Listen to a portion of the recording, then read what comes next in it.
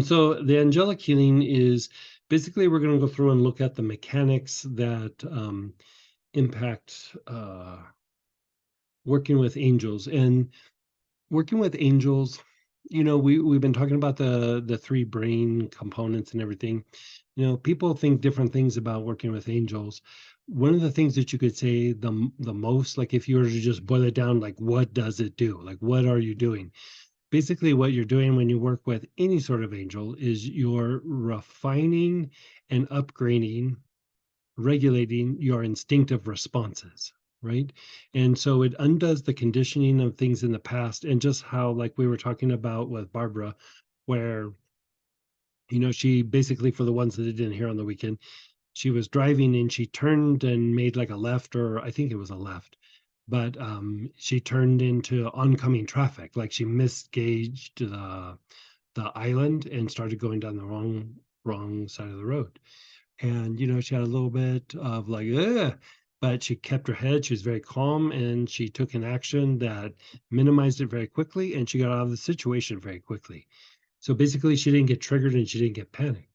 And so working the three brains really helps to refine that. But one of the reasons why, we work with angels is it's always about refining specifically the instinctive responses, the things that trigger us, the things that make us make bad decisions and do it really quickly. And so we're working with how your homeostasis mechanism is, like how good it is at stabilizing things and how good it is about letting something in. We're refining how well your basic chakra, which is tied to like defense oriented, like protecting the body. Um, it can get overly rigid, and again make us do and behave in ways that it's not something we choose, we just kind of react. And so by going through and treating this, it refines those reactions, helps us to be more present, and helps us to utilize more of our brain rather than being in a state of reaction all the time.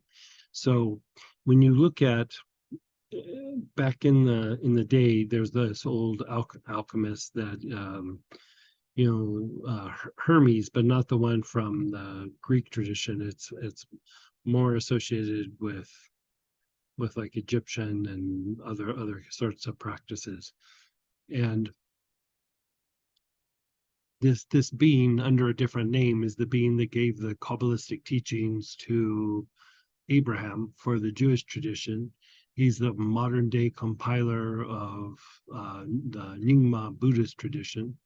I mean, he is the being that you would also know as Hanuman. He's the being you would also know as Saint Germain. And in this time when he was talking about, there's three things that if you wanted to spiritually grow and evolve and reduce your suffering, you work three things. One, the practice of theurgy, which is the working with angels. Two, the practice of astrology, a little bit different than how we think of astrology now. And then third is alchemy. And if we look at it from the three brain perspective, the practice of working with angels refines our instinctive responses.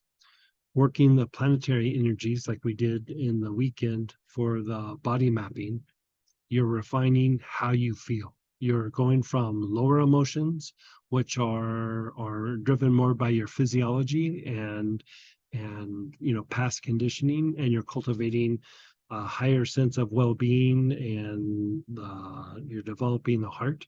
So this idea of astrology is the development of higher emotions. And then the practice of alchemy is tempering and regulating and basically learning how the brain works, and then using it as an ally rather than an adversary.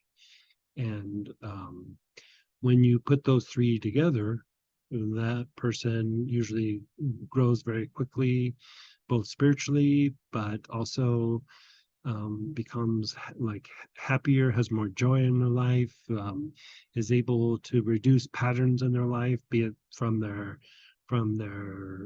you know generational upbringing to things going on in society, their past conditioning from traumas and things like that. And so we've been doing this for a while. We've been working the angels. We've been um, angels and materialization breath. I would put together, by the way. Not for the class, but I'm just saying, working the materialization breath and working angels, you're doing something very similar. And then the astrological component is the development of the higher emotions. And then we're constantly doing alchemy to keep refining our thought processes, just like how we were talking about earlier with Barbara, where there's a state and then there's function. The state is tied more to the left side of your brain, and you know how like you go, oh, I just want to be comfortable. That's the state. And then when you're thinking about like, how do I refine this? What do I do? How do I take action? How do I bring this in? That's more the right side of the brain, the functional side of the brain.